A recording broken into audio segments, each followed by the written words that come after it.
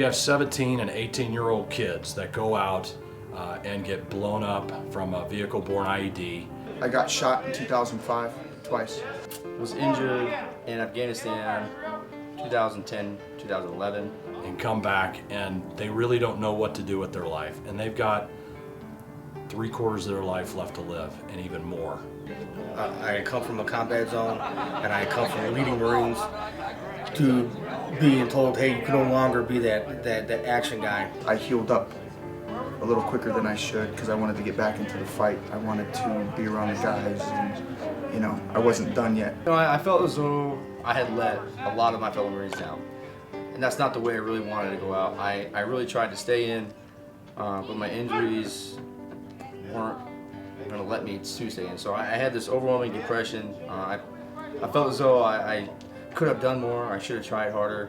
And it was kind of a bad process getting out. Basically, as the older you get and more demons you have in your closet, it was time for me to go get help. I needed help, so.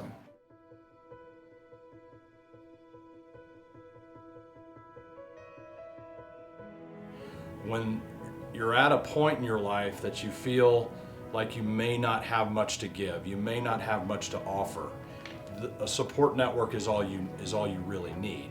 And if you don't have something like that, you turn to other things, dark things such as suicide. And with veteran suicide rates at 1 to 22 per day, programs like this are desperate. We need people to come out of the woodwork and create programs in whatever area they can and bring veterans in and take care of them. Just so happens that Jimmy and Dan and I, we're umpires.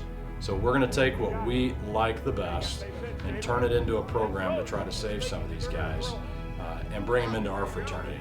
Because you know what? They need it and they make great umpires too. Have an open mind and come and give us 4 days. Give us a shot. Let us help you transition. We'll get you here. All you have to do is give us your time. I can guarantee you, you will be glad that you did. And if you're not sure, ask someone who's been here. Look at what it's done for me, personality-wise, emotional-wise. It saved my life. I'd say stop thinking about it and just ask to go. It's a wonderful opportunity, great people. I would definitely say if there's an opportunity for you to enjoy this camp, get on it, enjoy it, take everything for what it's got. And this thing has got, this camp, organization, everything about it is phenomenal. If you love baseball, even if you don't love baseball, and you want to learn something about it, I suggest this and I support this 100%.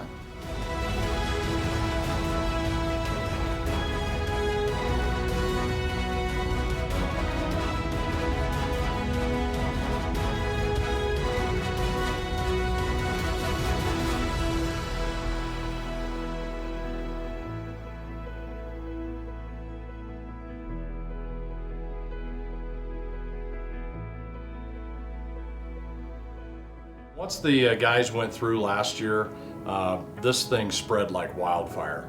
A couple of guys thought this was going to be a great opportunity to learn a little bit more about baseball, and when they realized once they came here, this umpire camp is so much more than just learning how to become an umpire. It allows them, one, to be a part of the Umpire Brotherhood. Jumping out here with these guys, then it makes it feel like you're back at a battalion, just with the conversations you have and the joking that goes along with being in a little group.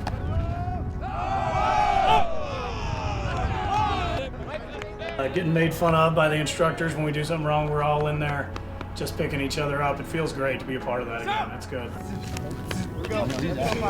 Being a part of an umpire organization, another brotherhood of umpires, they are there for me just like the Marines are. There we go. It's an opportunity, number one, to be around the game that I love, and number two, be around a bunch of guys that are experiencing and going through the exact same thing that I am. We can talk 1 minute about baseball, and then if one of us are having a bad day, maybe it's an anniversary of a tragic event in our life, that, you know, he has 20 some other guys that he can sit and can talk to about, you know, that can understand and experience, you know, that knows exactly what he's going through also. So not only do I have one backup system or one support system, now I have two. And this second organization, brotherhood that we have, doesn't stop in Denver.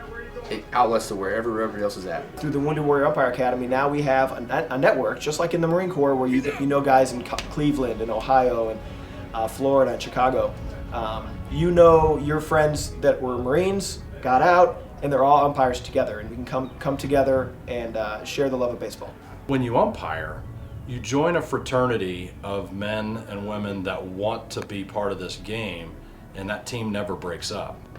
That team will be together forever. You'll always have the same angle on the field. Hopefully it's the right angle.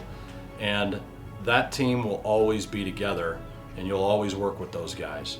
And that's your support network that will be with you forever. What we want to do is show these guys that what you learned in the Marines has a direct transition to what we do on the field, and this is the place we want you to be. They bring us in as family, and they treat us as one of their own. Brotherhood in Marine Corps to the Brotherhood in umpiring, and they do a great reception for us. Went up the escalator in the main airport in Denver, and basically there's a whole bunch of people just standing around waiting for me, saluting me as we were coming up the escalator, and seeing everybody else that has no idea who we are and what we were even doing there stop, and take that time and look, and all focus is on us. It was awesome. Gentlemen, welcome to the Brotherhood. Hoorah! Hoorah! All right, boys, fall out. We came out here, we got issued all the gear that we needed. So I didn't even know all the things that I needed, but we got things from shoes, shirts, all the gear. At first, I was like, okay, this is gonna be baseball. It's gonna be fun. I'm not quite sure of the structure. I know there's a lot of good things to do. How am I gonna interact with the instructors? How are they gonna interact with me? And that's kind of the worries I had when I first got here. And as the very first meeting, I realized that, hey, this is a fun environment. This is what we do because we love the sport of baseball. And it was just instantly like, okay, this is gonna be fun. This is gonna be the camp that I am gonna enjoy and take everything I came for granted. Well, first day was great. I got to meet all the people, got to meet our instructors. I was really pumped up because I got the impression right away that these guys knew what they were talking about and they knew how to teach us. He's out! They were gonna take me from point A, not knowing anything about it, and by the end, I was gonna be an umpire. They're showing us everything we need to know to be a quality umpire out there. We've had top-notch instructors teaching us. In addition, there's been top NCAA senior level officials that have come here and given us pointers here and there and teaching us classes on things. So it's been a great level of instruction. It's at first overwhelming. A lot of stuff given to you in a short period of time. I realize that I'm a lot dumber at the game of baseball than I ever thought I could be. I've had a flood of information that I've had to really understand and kind of regurgitate real quick. They break it down Barney style. I mean, if you were like in the Marine Corps, they'd be like, everything has to be broken down Barney style. So they break this down Barney style by like, okay guys, we're gonna step with our left foot and go to our right foot. We call that a back step. Open the gate, so it's a certain, like the way they describe it is so, I mean, you're like watching like, oh, okay, I got that. Yeah, left foot, back step, open the gate. So it's just, when they say it, it's very easy to grasp the concept, and they take the time very well to describe each and every play, each and every scenario, what you as an umpire should be doing. So it's good and it's easy to grasp. I'm going to third! I got him if he tags! And the support's great. I mean, you mess something up, it's not like people are yelling at you. They're joking, kind of laughing at you about it, and then an instructor pulls you aside and they go over the scenario and what you did and basically lets you lead the way to figure out what you should have done, and then the next time you do it, hopefully you do it right. But each time they're just right there, putting a wing on you so you can get guided through the process, and it's just a good time. Now I'm even more excited because I get to go out there and I can see the calls and I see whether they're doing it right or whether they're doing it wrong, how I would have done it, and ultimately how our instructors are telling us to do it so that I can do it right. Play! Confidence is building every time we do drills, and they throw a different scenario at you and you actually remember what they taught you and what you're supposed to do, and all of a sudden the confidence starts building that, hey, I can actually do this. We want these guys to leave feeling they can go anywhere in America and work as umpires. You're going to learn a lot about umpiring, but you're also going to learn a lot about how are you going to make the transition. That's kind of what we're here for, is to give them a skill that they can have when they transition out of the Marine Corps, something that they can give back to the kids, and possibly a skill to move up into high school baseball, college baseball.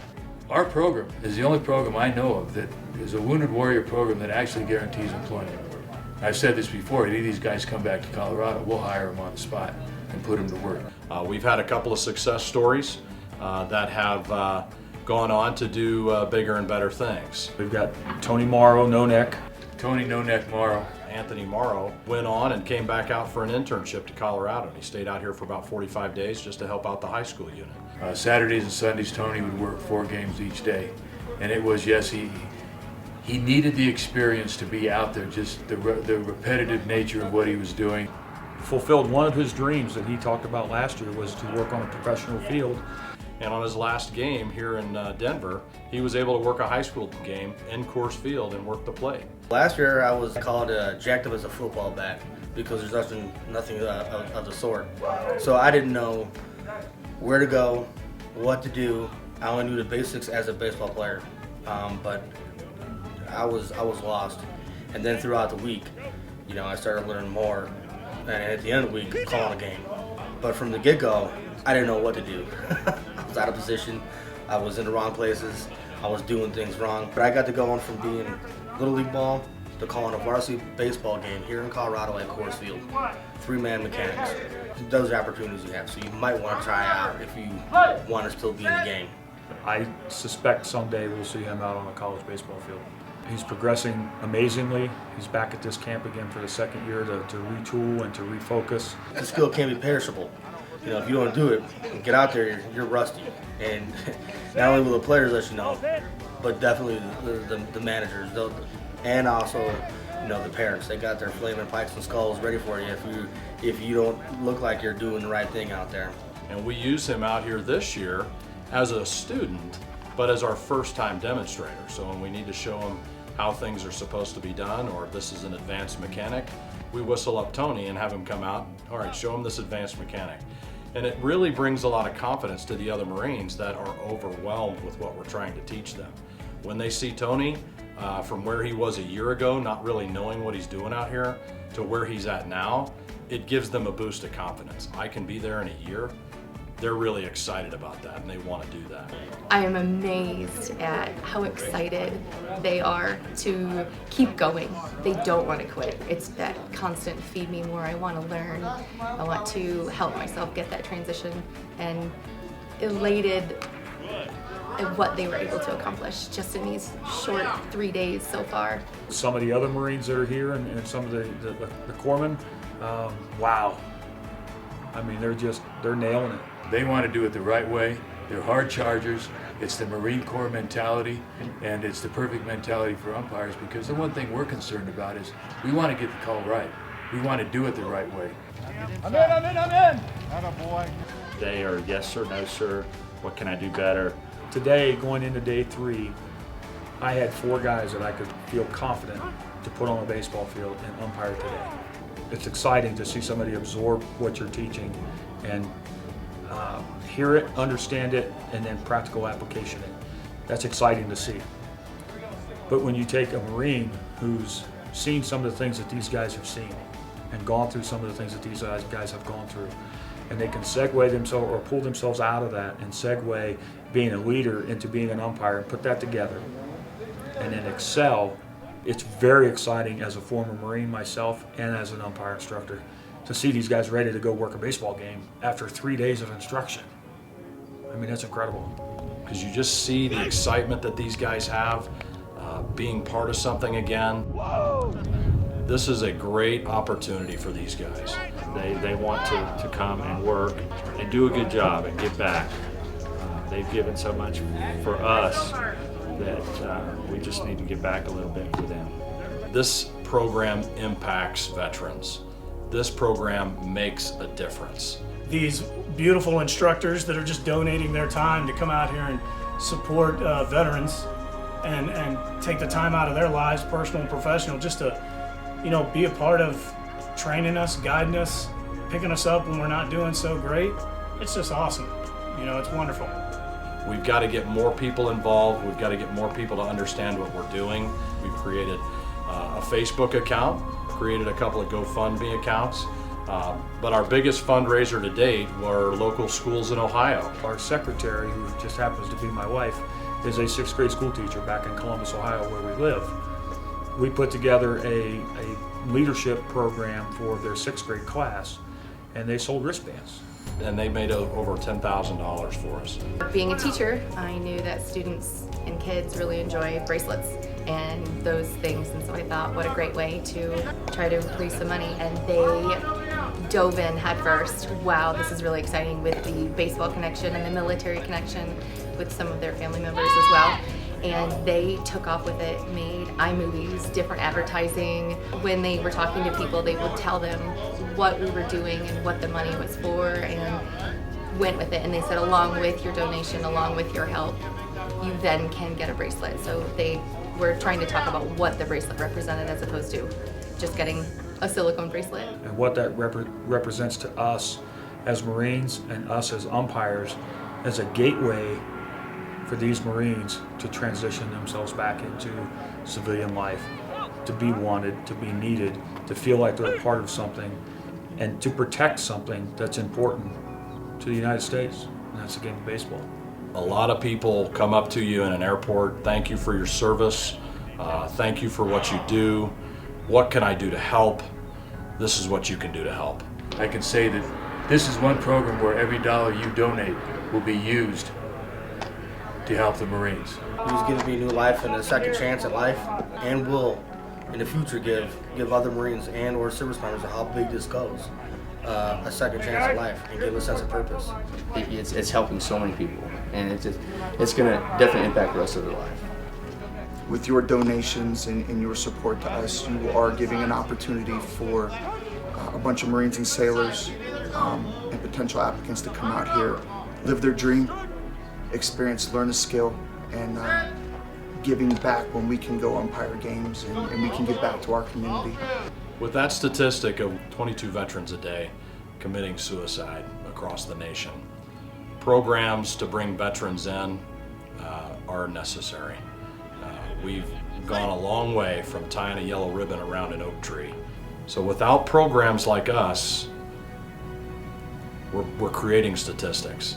So I would make a pledge to every single one of these Marines that I will never quit, I will never give up, and I will give my heart and soul to everything that we're doing here because I believe in it.